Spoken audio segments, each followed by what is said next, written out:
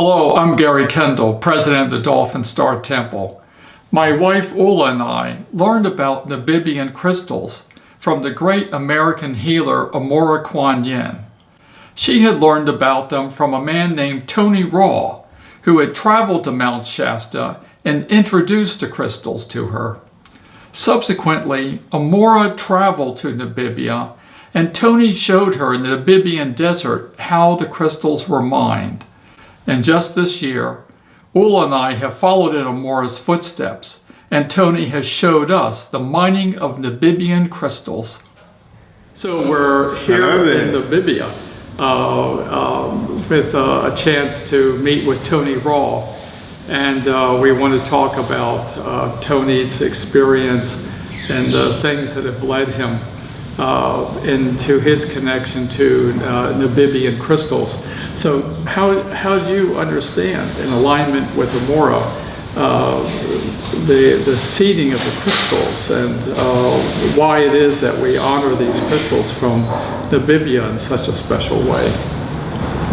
The indication comes from a channeling in 2001 with Saint Germain, which Maura gave. And there she indicated that these crystals were seeded some 325,000 years ago by higher light beings.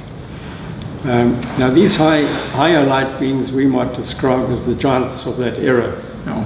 The desert we go into is some 40 million years old, and it's regarded as one of the oldest in the world, which means you can see that previous existence even if you can't feel it. It's very visible. And Amora indicated that the seeding of these crystals was done with a particular frequency of energy for these times of shifting of Gaia into her own ascension plan. We need to participate in this wholeheartedly, fully, and really at this important time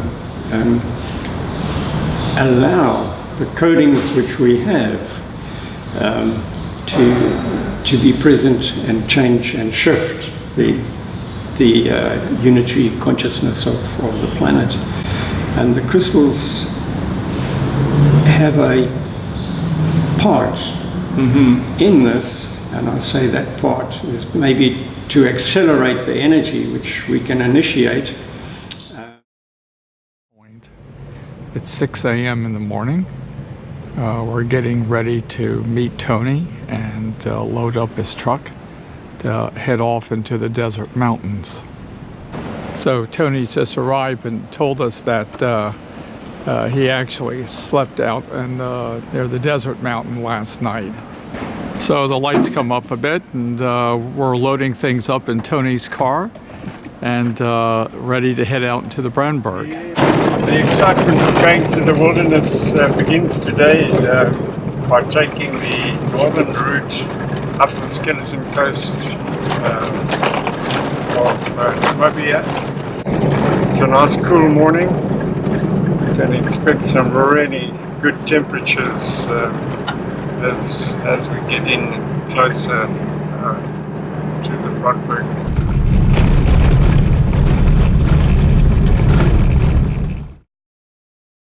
I think for everyone who maybe has heard your name but doesn't know very much about your background, could you say a little bit of something of how you got to be in Namibia?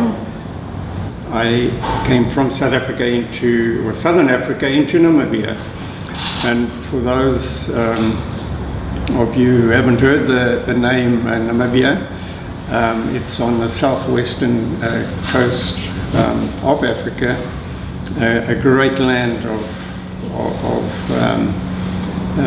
finding your soul. I was led in discussions that there are crystals available. I said, crystals available? This is fantastic. Let me get out there and go and see.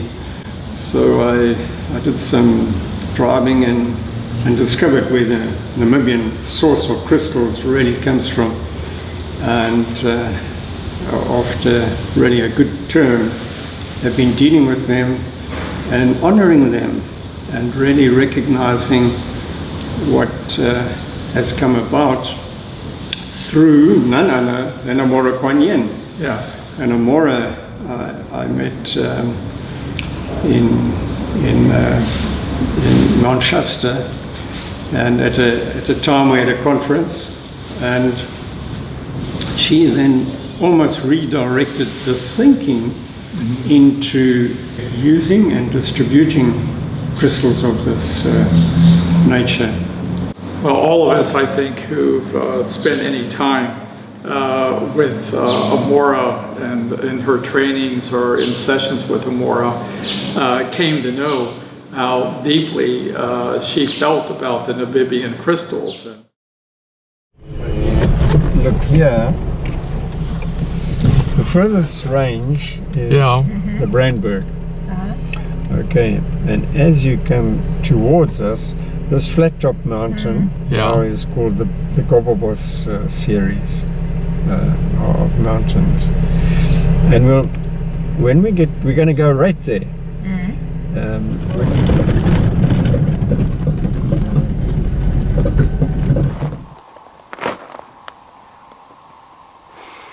Right through to eventually you're behind now you would see the sea over the mountains. Just amazing that there are crystals which are also to the shapes of these mountains. So the energy is permeating in nature. Now, if we start at the right, there's that higher flat mountain, and just on the left of it you see there's a dome. Now that dome, mostly what I've found, has scepters. That's a power crystal. One of the impressions I think that Ulla and I had in arriving in Namibia, that the psychic space is so open because it isn't filled with all of the debris and trauma that's in so many other places that have high populations. Something that we associate with open spaces, with desert spaces, so clear. And then that opens the way to connecting to Earth in the time before people. You put it so well, Gary. I always say, welcome to Namibia. It's a land of milk and honey, and you will find your soul. And there are many who come here by chance for the first time and cannot stop coming to Namibia. And one of the reasons is, like you say, Gary, it's so expansive that you have to face your fears. And the crystals being seeded means if you take a typical situation of where that crystal comes out of the earth and out of the rock, it's seeded in my definition as a cosmic womb. The recognition of the divine cosmic womb, which is of all femininity, and this cosmic womb is aligned to the frequencies of absolute source. So we've arrived at a site with where some miners are working, and Tony's going to introduce us, and we'll see a little bit about how the work is done. So very basic. They do have a machine. The other one there. But first they start finding the rock routing, leading them to the crystal pockets. So the crystals come in the cavities, and I call that cavity, it's nature's sacred womb. How is it that some of these miners are so much more successful than others? What do you think, Tony? We see that there are those who really have been in can I term it, digging out crystals for some time, and through intuitive reasoning would be best placed to find the best finds, whereas the beginners might start on the old diggings and take out what is perhaps much lesser. They go through the rubble into the natural rock. So the property is taken. It's broken here, but it was good. The net broken there. Yeah. There it is in its natural form. Coming out. Here's another one. Well, let's take a look at this. Oh, that comes out. These are still the start. Yeah. You get to really, as you get deeper in to Mother Earth, You bigger get the and bigger better. ones. This one, here's the formation of the cavity which they've knocked through. So the danger is that you can easily damage your crystal by the rock cracking. Yeah. So they mainly come in cavities, and we said there's a specific shape which these cavities comply to. Tony's just pointed out to me here exposure on this rock on the side that shows you the womb shape in which the crystal forms. Here the crystal's been removed, but we have an image of the womb. How do our friends here know to dig here? I mean, what's the sign that you would see? On the lay of the land, you will get chips of crystal, little chip of crystal. There it is, yeah. Yeah. So that's what they go on. We're talking about the consciousness of crystals. And the understanding we have is that as these crystals are forming, that the consciousness of the environment around the crystal, gets encoded into the crystal slowly over time.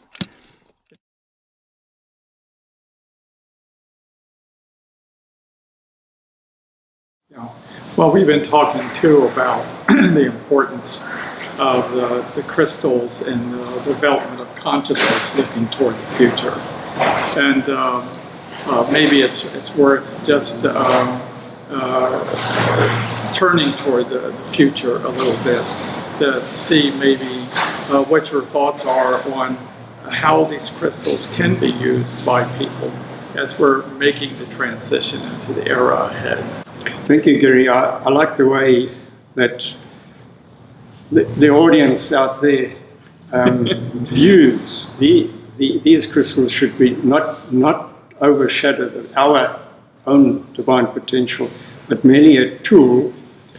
The crystals have capabilities which we only dream of, and previous civilizations used that and attained great states of consciousness doing that.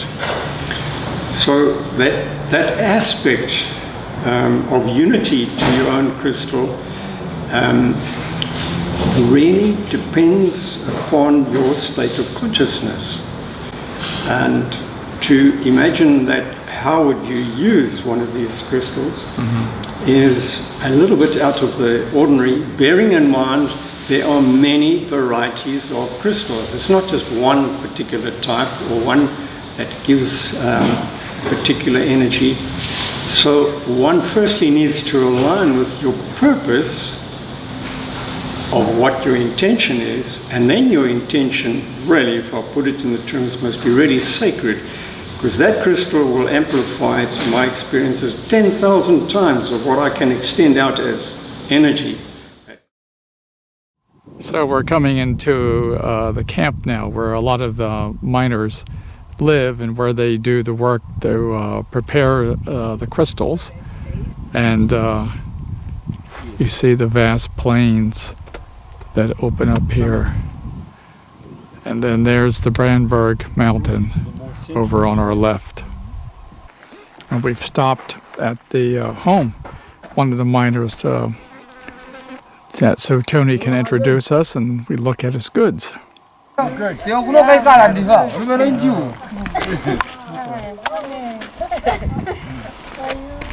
Yes.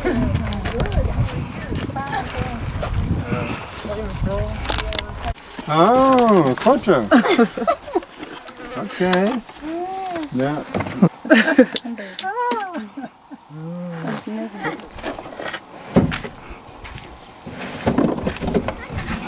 More.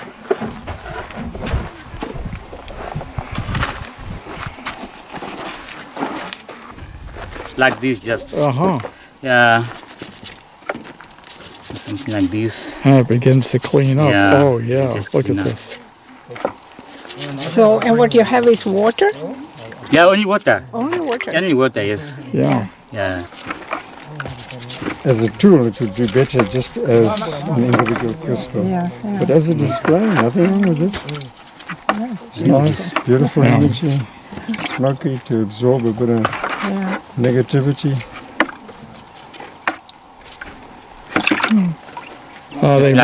They really catch the sunlight. Yes. Yeah. Yes. Yeah.